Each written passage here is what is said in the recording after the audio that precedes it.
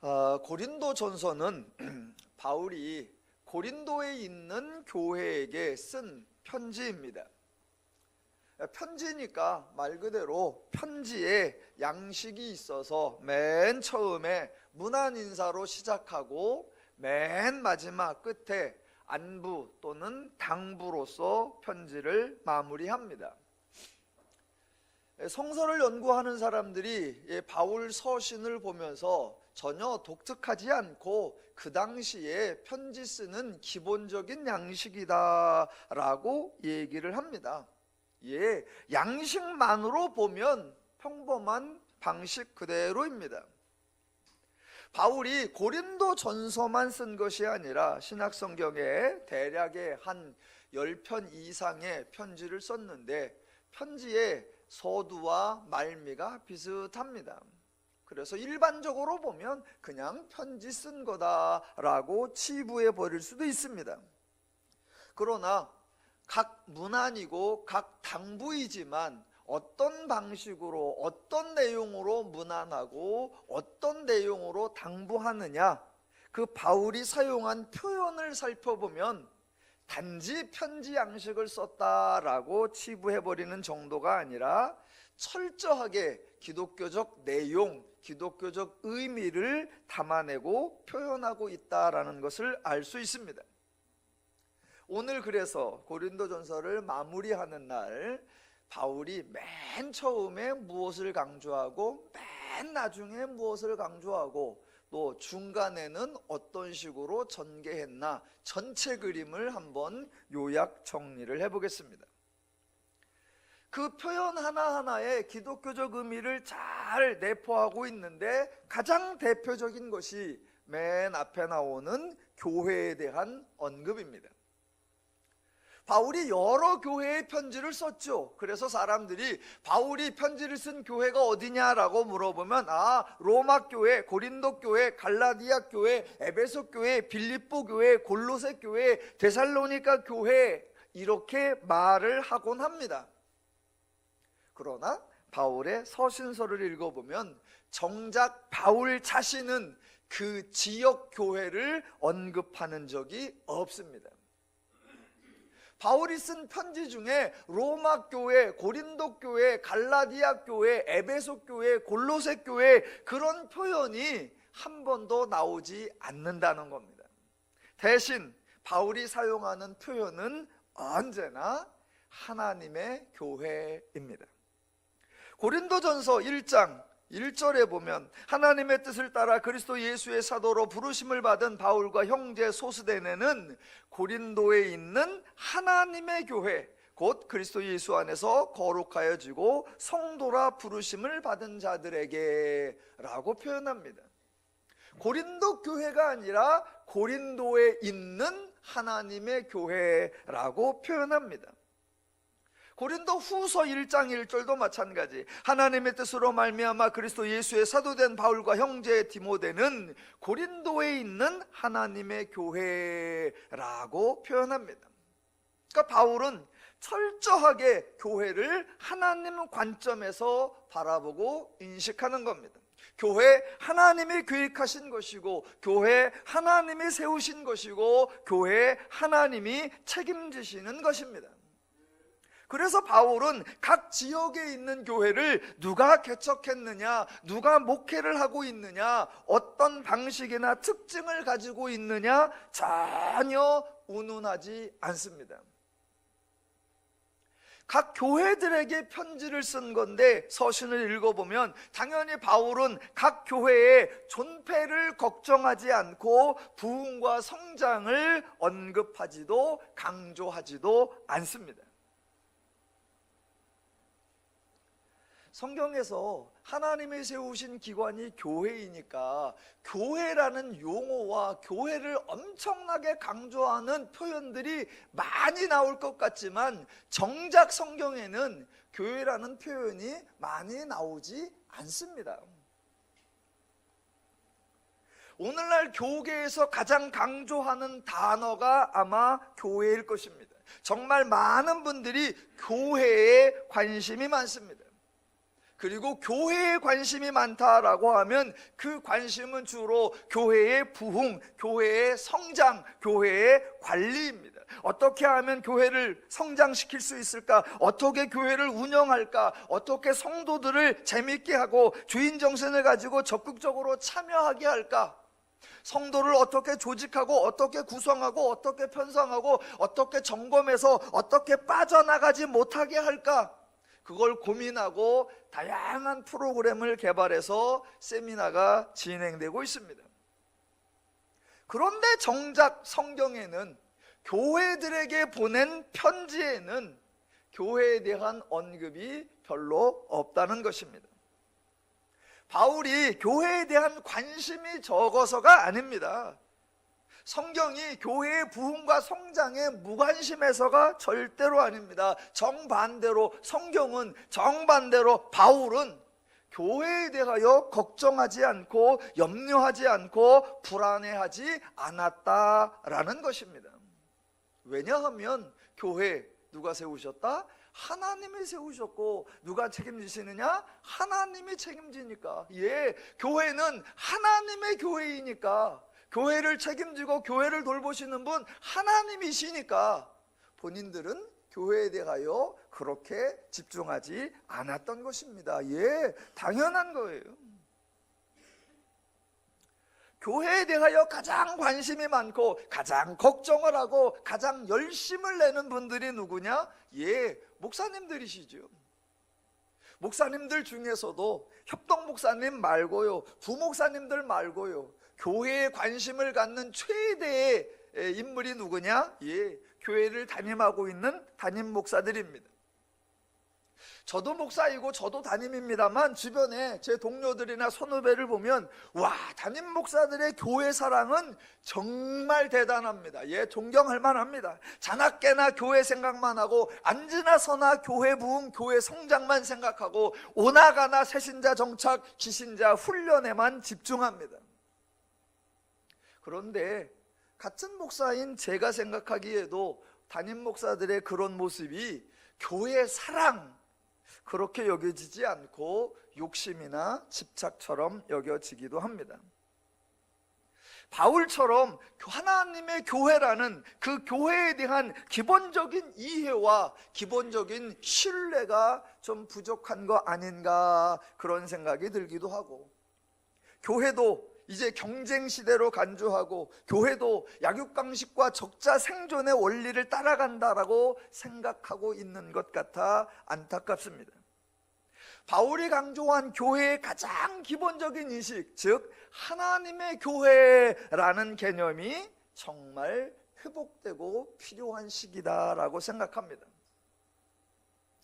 성경에 여러 교회의 이름이 등장하기는 해요. 각 지역에 있는 교회들도 있고 또 요한계시록에 등장하는 7개 교회도 있고 여러 교회가 나오기는 합니다. 그런데 성경에 등장했던 교회들 중에 지금까지 남아있는 교회는 거의 없습니다.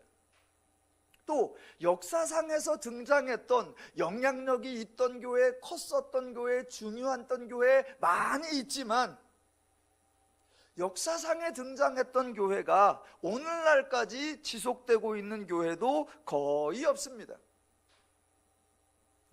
한때는 최대의 교회니, 한때는 가장 영향력 있는 교회니 라고 했지만 다 사라져버린 교회들 많습니다. 그러나 동시에 반대로 수많은 교회가 세워졌습니다. 저는 저희 교회도 그 하나님의 교회라는 인식을 절대로 놓쳐서는 안 된다고 생각합니다. 저 개인적으로는 교회 개척을 2번을 했는데 첫 번째 제가 개척했던 교회가 지금 이 땅에 존재하지 않습니다. 수십 년이 흐른 것도 아닙니다. 불과 15년 전에 제가 교회 하나를 세워서 교회를 잘 했었는데 지금 그 교회 없어졌습니다. 이 교회도 어떻게 될지 모릅니다. 저는 개인적으로 왜 그 교회가 100년씩, 왜 그 교회가 1000년씩 가야 된다고 생각하는지 모릅니다. 예, 교회 있다가 없어질 수 있습니다. 그렇다고 교회가 소멸되거나 그렇다고 교회가 지상에서 없어지느냐? 절대로 그렇지 않습니다. 사람들로 의하여 세워진 교회, 사람들에 의하여 또 닫혀질 수 있습니다. 그러나 하나님께서는 계속하여 교회를 세우시고 하나님께서는 계속하여 교회를 지키시고 보존하는 줄로 믿습니다.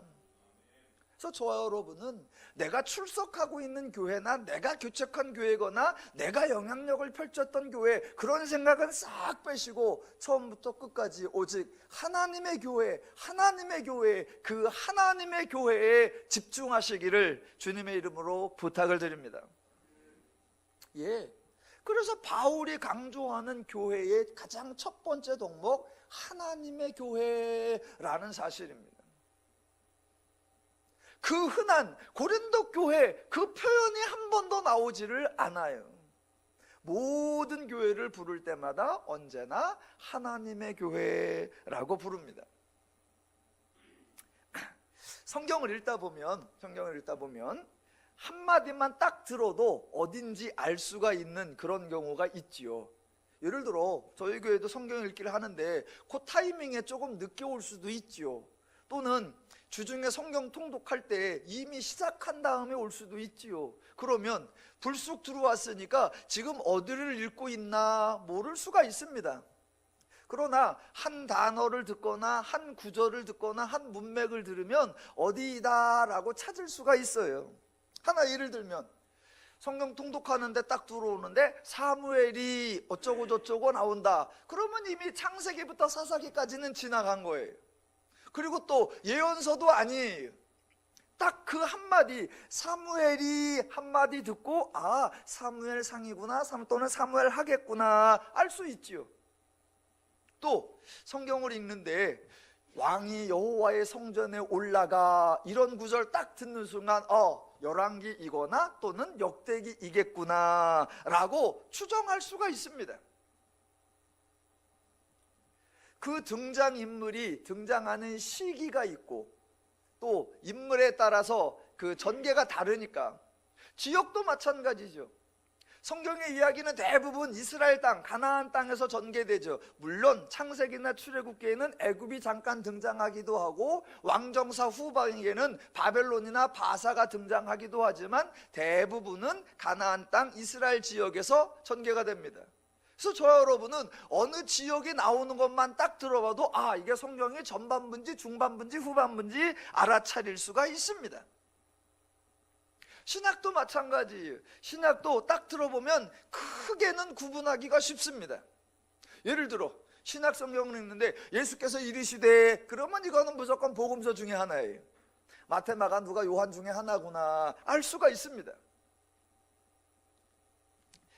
물론 이제 디테일하게는 예수님께서 말씀하실 때도 마가식으로, 마태식으로, 누가식으로, 요한식으로 조금 다르기 때문에 성경을 많이 읽으신 분은 아, 복음서 중에서도 어디구나 라고 알지만, 그러지 않으신 분들은 그냥 아, 복음서인 줄은 알겠는데 네 복음서 중에 어디냐? 그러면 좀 혼란스러울 때가 있죠.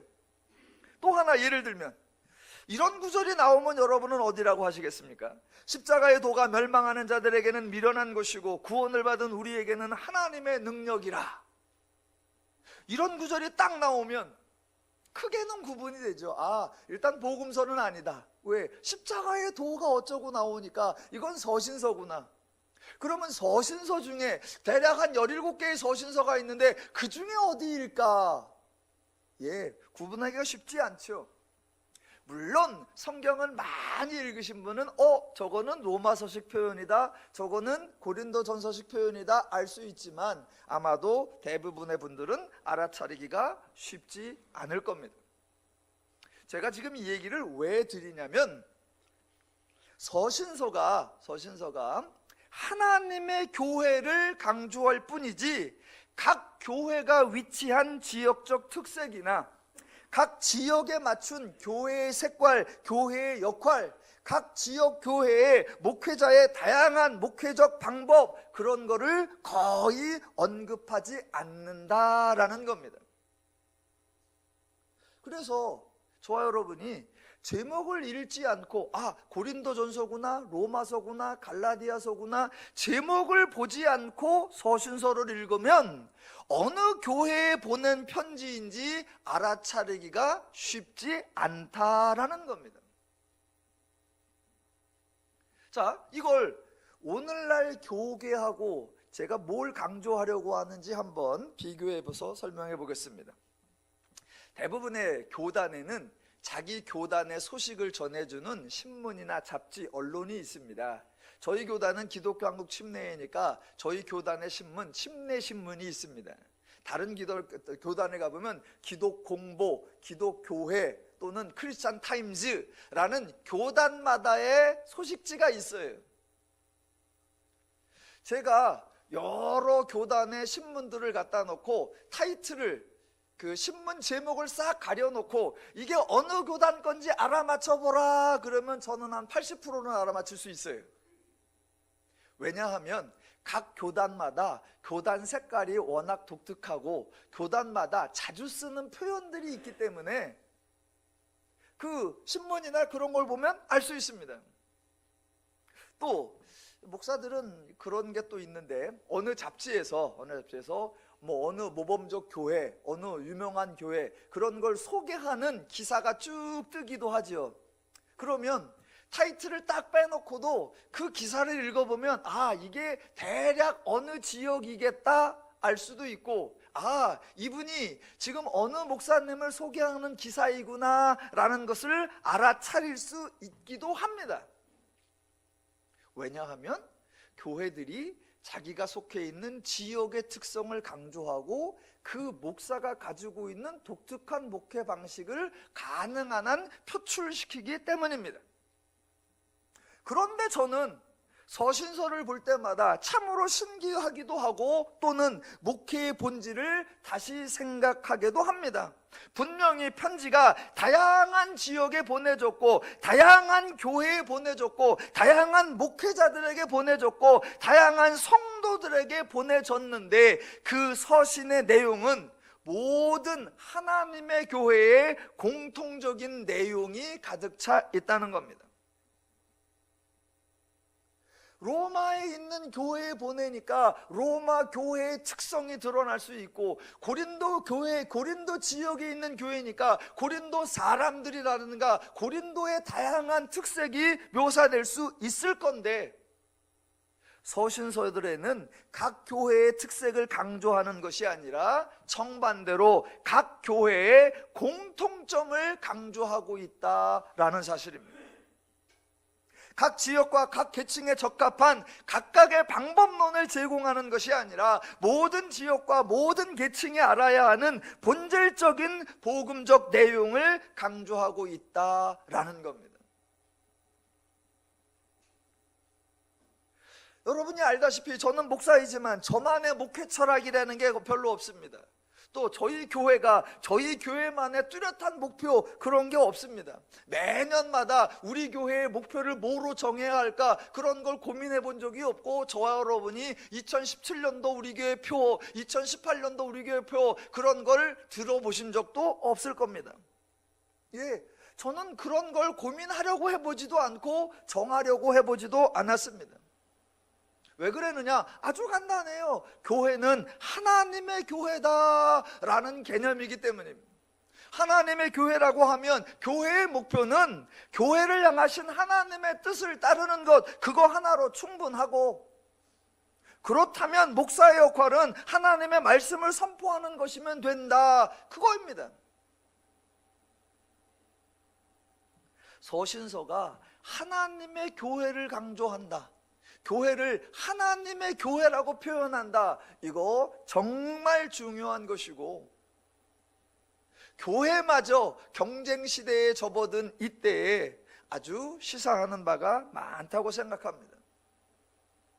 자, 고린도 전서를 보면서 바울이 맨 앞에서 강조했던 교회에 대한 인식, 절대로 지역교회로 보지 않고 하나님의 교회라고 인식한다라는 거 하나 하고요. 또 하나, 물론 바울이 각 지역에 있는 각 지역을 언급하기는 합니다. 그런데 바울이 지역을 언급할 때에는 교회를 언급하지 않고 전혀 다르게 언급을 합니다.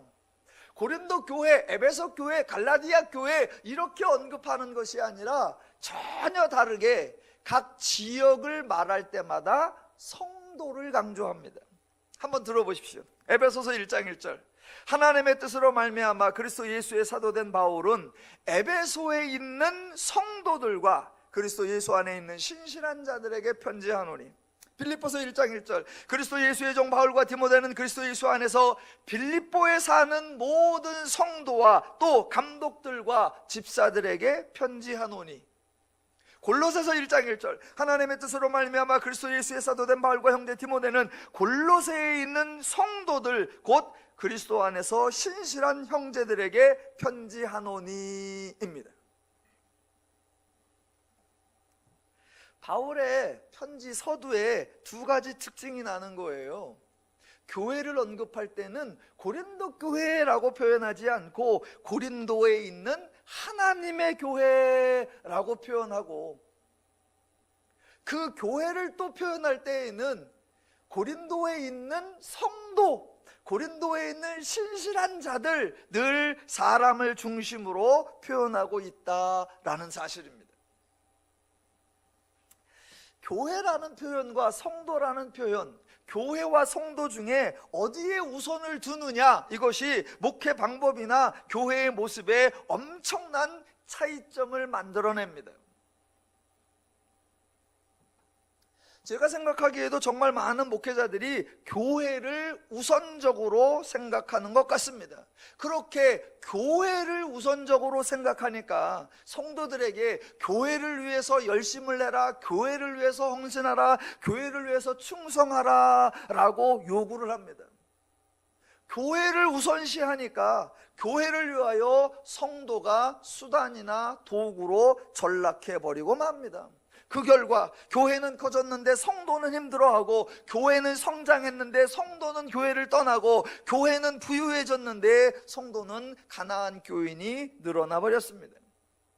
교회는 1년 내내 행사가 연속되고 성도는 1년 내내 행사에 동원되고 있습니다. 옛날에, 명절 때니까 이런 얘기 한번 해볼게요. 옛날에 가난한 집 며느리들이 살기 힘들고 버거울 때 이런 말을 했다고 해요. 뭔가 좀 삶이 어렵고 불편하고 힘들면 없는 집 살림에 명절 다가오는 것 같다. 저는 들어본 적이 없어요. 저보다 윗세대 분들이 많이 하셨겠죠. 없는 집 살림에 명절 다가오는 것 같다. 하루하루 살기도 바쁜데 뭐 그렇게 명절에 많이 와서 그거 준비하랴, 참 버거울 때 하는 말이었죠. 그거를 패러디해서 요즘 성도들이 한다는 말이 있답니다. 교회 생활이 버거울 때, 바쁜 일상에 절기 다가오고 특별 행사를 위한 특별 새벽 기도에 열리는 것이 제일 겁난다.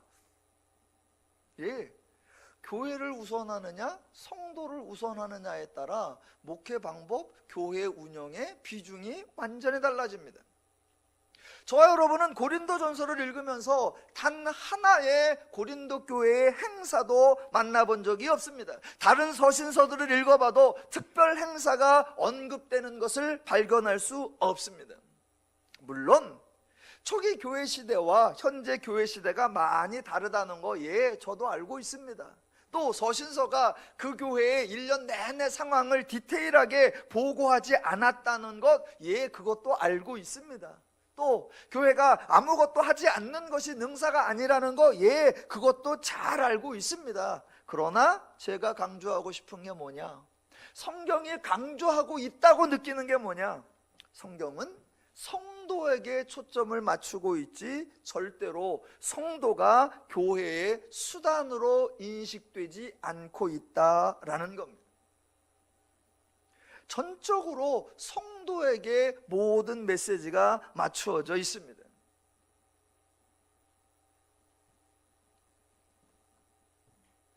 오늘 아침에 이렇게 페북을 이렇게 보니까 후배 목사가 하나 이게 묵상하면서 글을 하나 올려놨어요. 요새는 그런 SNS가 발달하니까 누가 하나 좋은 글 올리면 한 20-30분 내로 똑같은 글이 여러 개가 떠요. 왜? 공유하기 이래서 뜨니까.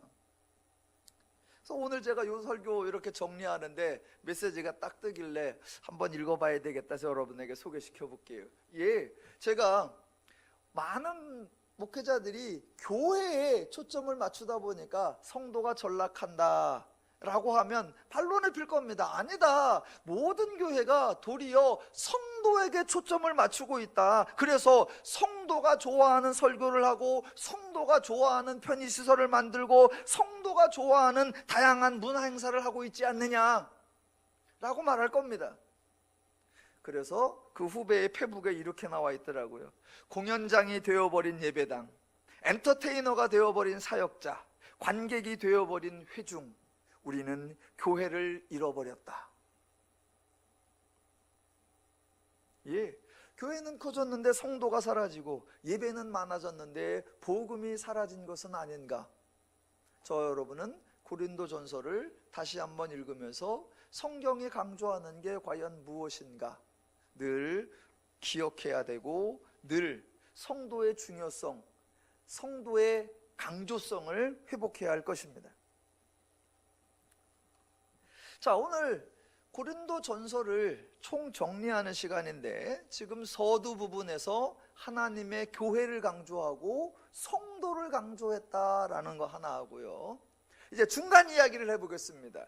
자, 11장 1장부터 16장까지 맨 앞과 맨 뒤에 문안 인사를 빼면 대략 한 15장 정도를 할애했는데, 그 내용이 무엇에 관한 내용이었는가라는 겁니다. 이번 명절에도 명절 때마다 뉴스에 나오는 게 있죠. 명절 때인데 공항이 북적북적거린다. 그래서 매년마다 기록을 세우죠. 이번 명절에 최대 인파가 빠져나갔다. 이번 명절에는 공항이 2개로 나누어져서 사람이 적은 것 같지만 사실은 2개이니까 훨씬 더 많았다. 예, 그런 뉴스가 매번 나옵니다.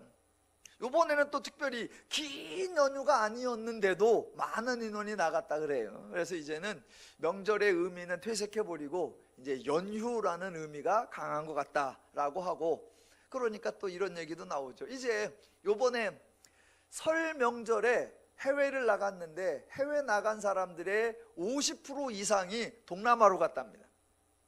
그래서 제가 혼자 머릿속에 생각해 봤어요. 동남아를 갔다 그러면 공항에 도착하는 순간부터 순 한국 사람이고, 관광지 가는 순간 순 한국 사람이고, 기념품 가게 가면 순 한국 사람이고, 식당 가면 또 순 한국 사람이고, 길 가다 보면 계속 한국 사람 말이 들리죠. 왜? 우리 일행 딴 일행, 요새는 장사꾼들도 다 한국말로 하죠.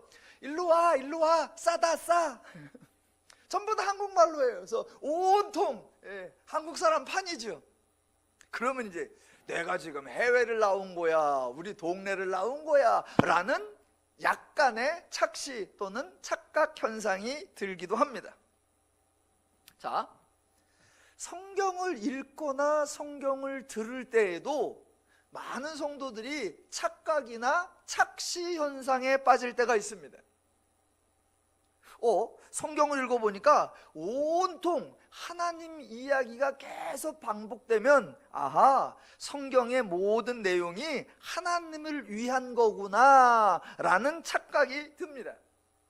그렇게 하면 신앙생활을 잘하는 게 뭐냐? 하나님께 영광을 돌리고 하나님을 찬양하는 삶이다 라는 착각이 듭니다.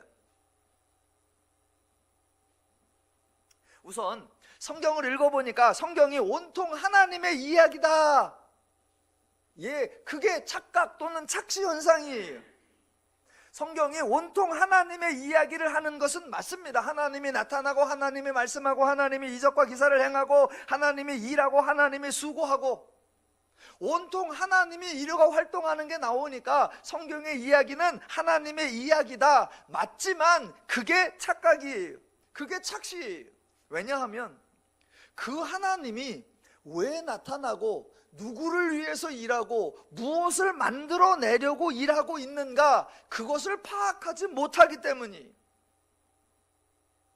성경은 하나님의 이야기를 하고 모든 하나님의 이야기는 전적으로 인간을 향해 있고 인간을 위하는 내용이라는 그 사실을 파악하지 못하면 우리는 성경에 그냥 다 하나님 이야기야.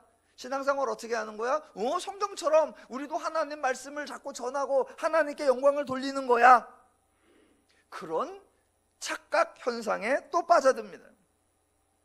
그러니까 성경을 읽을 때 그 내용에 대한 오해가 생기면 신앙생활 할 때도 당연히 오해가 생긴다.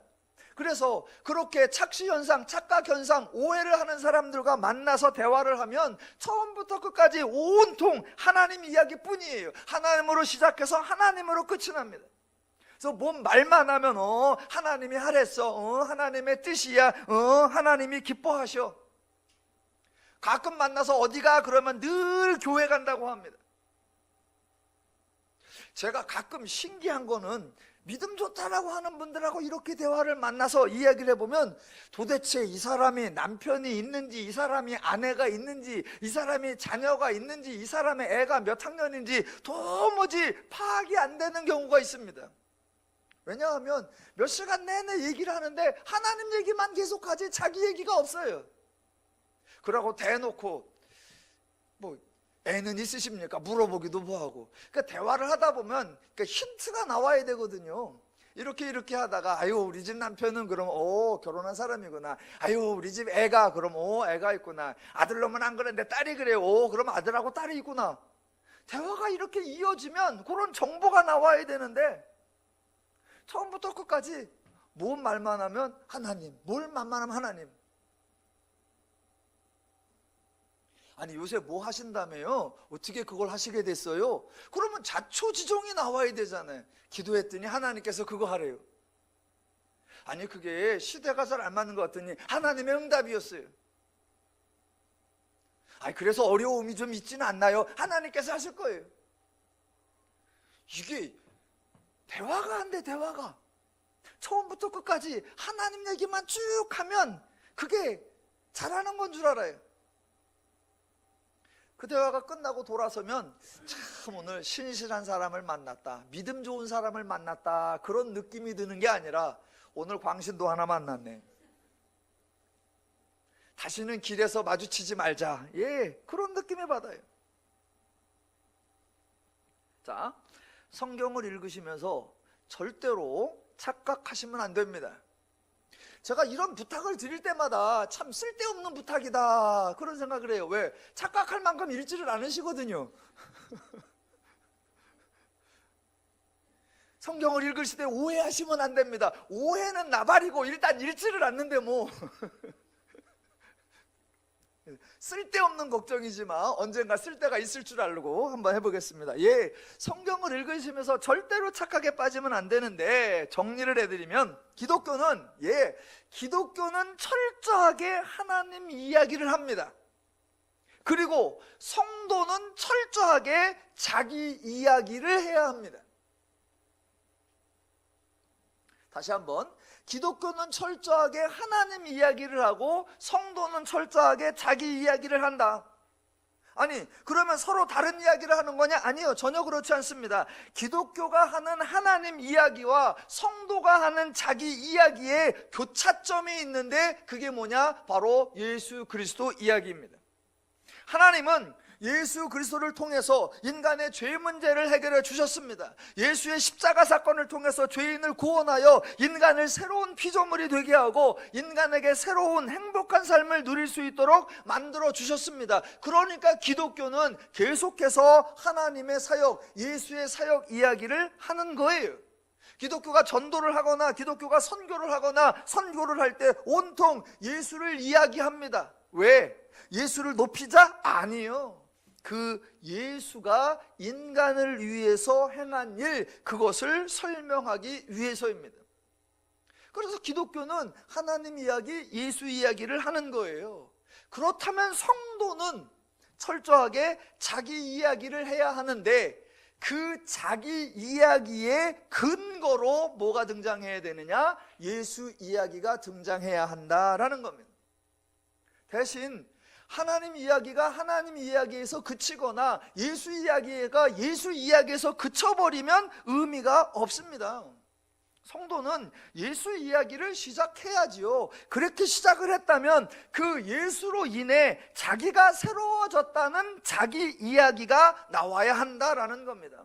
예수로 말미암아 자기의 사고, 자기의 기준, 가치, 원리, 개념, 방법이 달라졌다. 예수로 말미암아 내가 하나님의 자녀가 되었고, 예수로 말미암아 내가 하나님 나라의 유업을 이었다라는 이야기가 나와야 되고, 그렇게 하나님의 자녀, 그렇게 하나님 나라의 기업을 잇는 자가 되었기에 오늘 내가 살아가는 목표가 다르고 내가 살아가는 방법이 다르고 내 삶에 대한 가치평가가 다르다라는 고백이 나와야 합니다.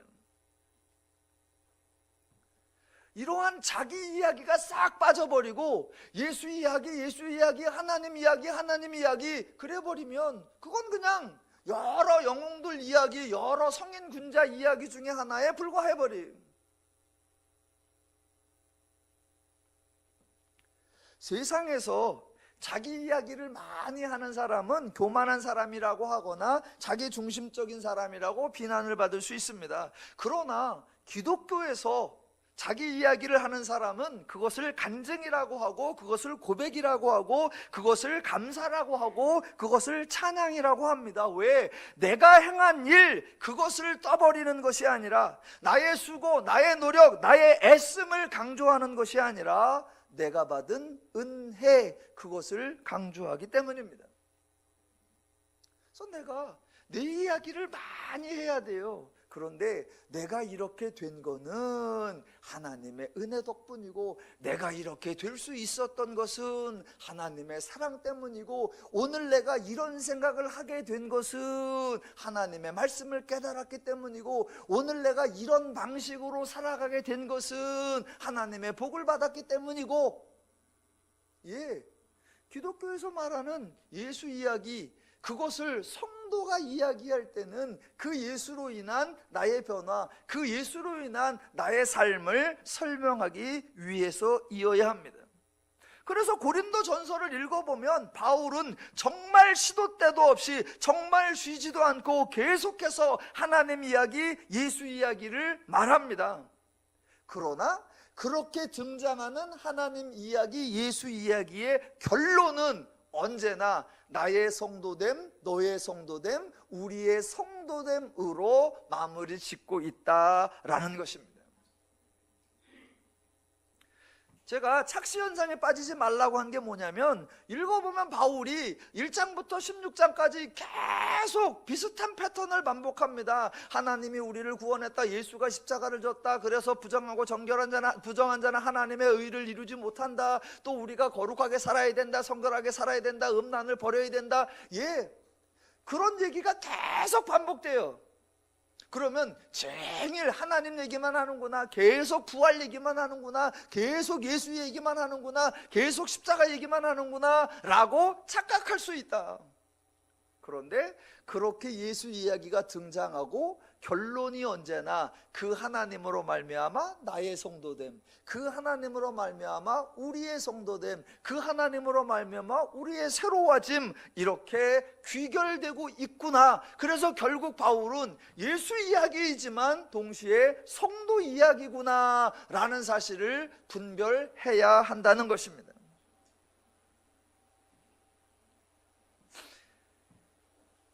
예수 믿는 사람하고 예수 안 믿는 사람하고 대화를 이렇게 해보면 대부분 오해를 합니다.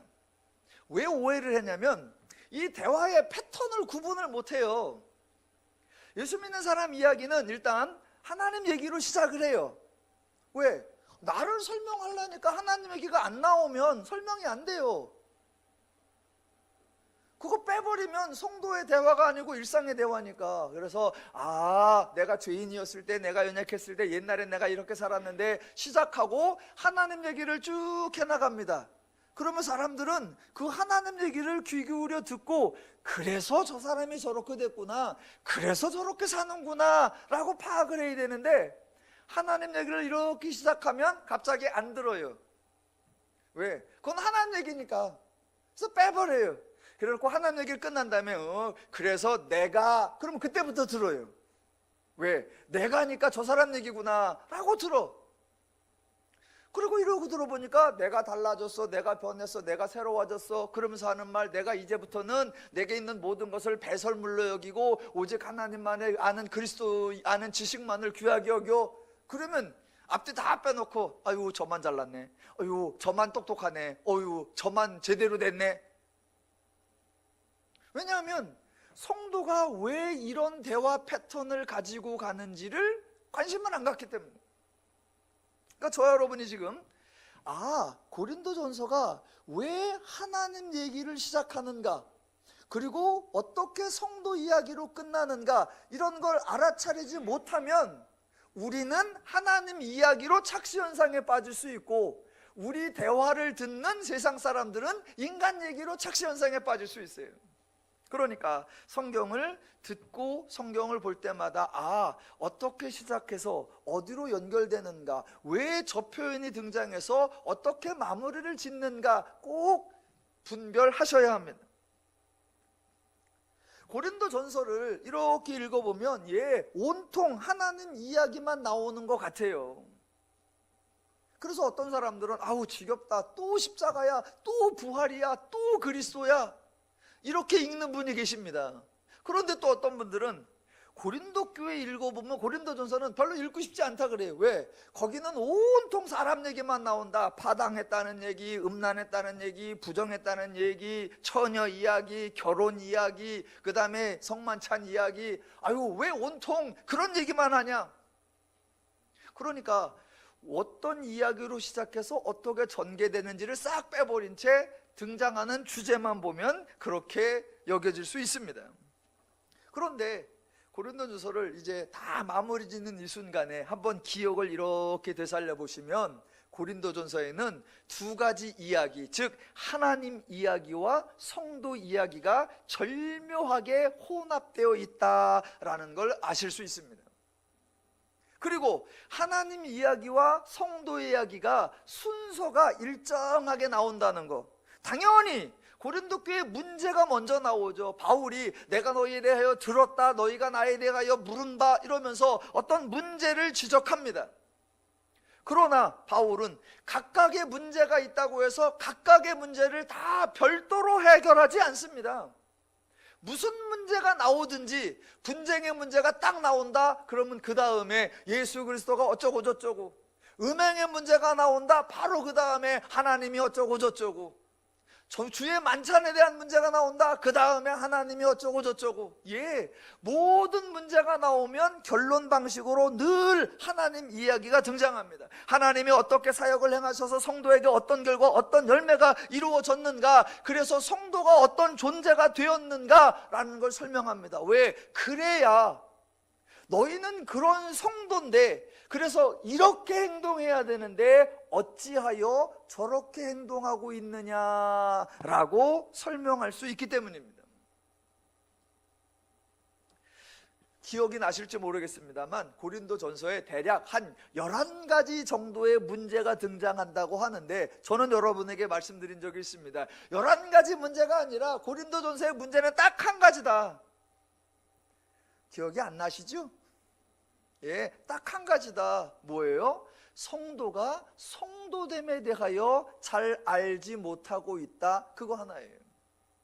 그러니까 11가지 주제가 등장하면 11번에 걸쳐서 하나님의 사역과 그로 말미암은 성도됨, 이거를 반복하는 거예요. 지금 고린도전서에는 11번의 동일한 패턴이 반복되고 있다는 걸 여러분이 눈치채셨을 겁니다.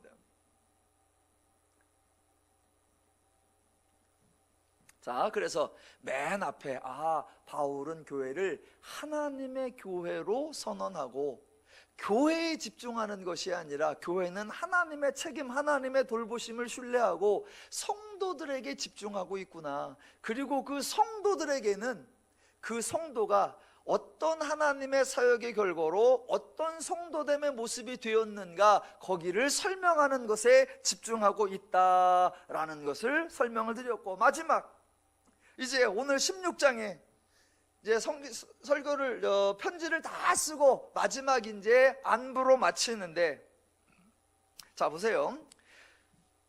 고린도전서 16장 연구하는 사람들이, 학자들이 16장 10절부터 24절까지를 마지막 안부 또는 권면이라고 합니다.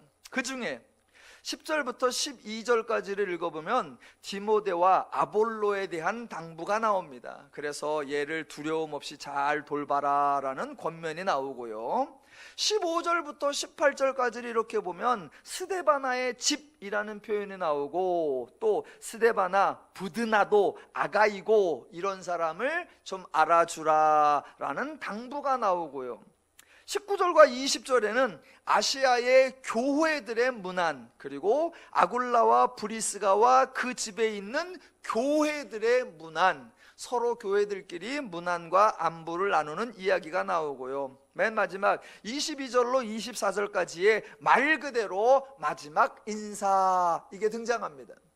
그리고 10절부터 24절 그 중간에 고린도전서를 마무리하는 권면이 나오는데 그게 13절과 14절이에요.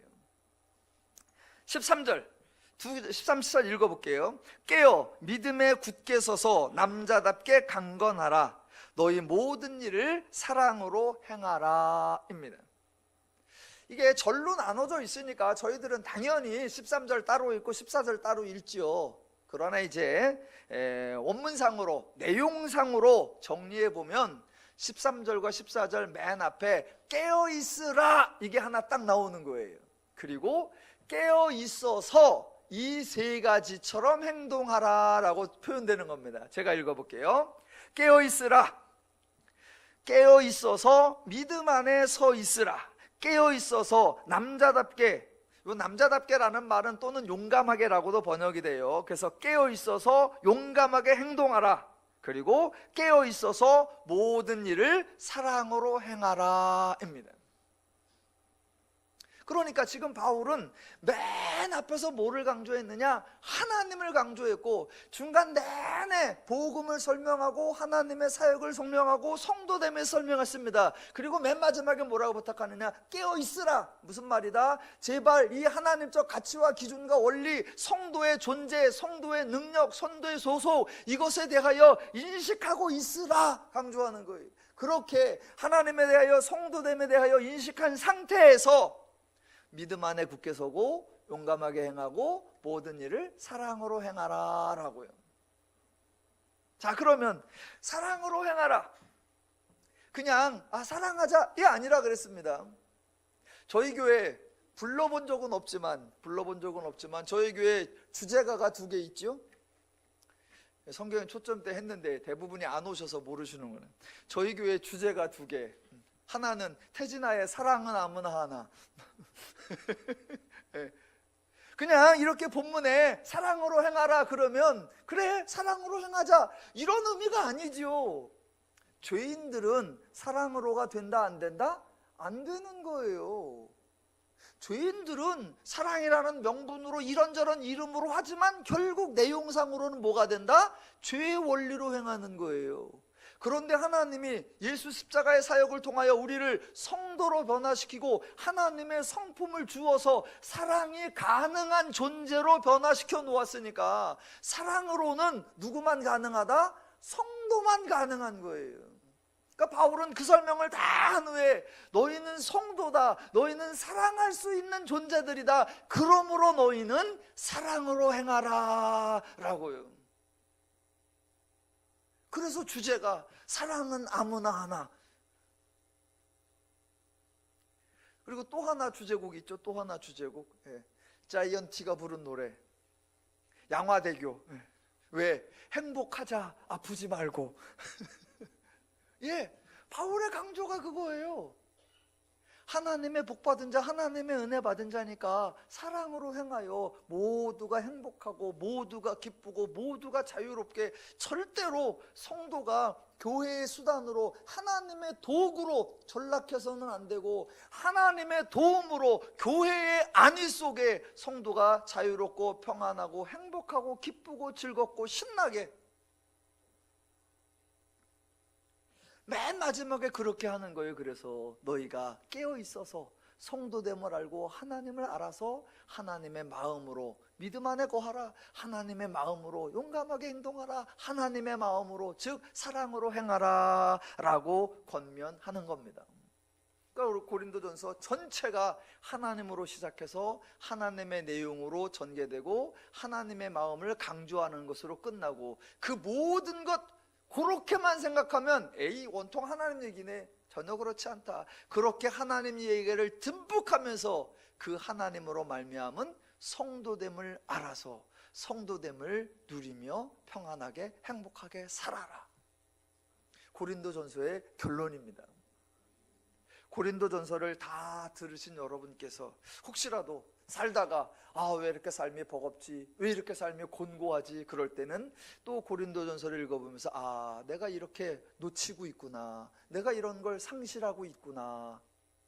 혹시 주변에 어떤 사람이 교인인데도 성도임에도 불구하고 덕을 세우지 못하고 약간의 불편한 삶이나 약간의 부정한 모습이 보이면 책망하거나 꾸짖는 것이 아니라 고린도전서를 이렇게 회상하시면서 바울이 그들을 권면하는 것처럼 지금 너는 성도야, 너의 너됨을 만들어주기 위해서 하나님이 어떻게 애썼으며 그 하나님의 수고로 지금 너가 어떤 가치와 어떤 존재인지를 설명해주는 그런 권면과 그런 방식, 오늘 교회에서 회복된다면 정말로 교회가 경쟁하고 시기하고 갈등하고 다투는 곳이 아니라, 사회의 지탄거리가 아니라 도리어 안식을 얻으며 사회의 칭송을 받는 멋진 교회가 될 것입니다. 신앙의 변질, 절대로 어느 한순간에 확 변질되는 것이 아닙니다. 하나님 말씀을 차근차근 놓쳐갈 때에 신앙이 변질됩니다. 반대로 신앙의 회복, 어느 한순간에 확 이루어지는 것이 아닙니다. 계속하여 말씀을 깨닫고 그 말씀으로 인한 성도됨을 알아갈 때 신앙이 회복하고 즐거울 것입니다. 하나님으로 인해 행복한 믿음 생활 되시고, 교회로 인하여 즐거운 교회 생활 되시고, 성도로 인하여 신나는 신앙 생활 되시기를 주님의 이름으로 축원합니다.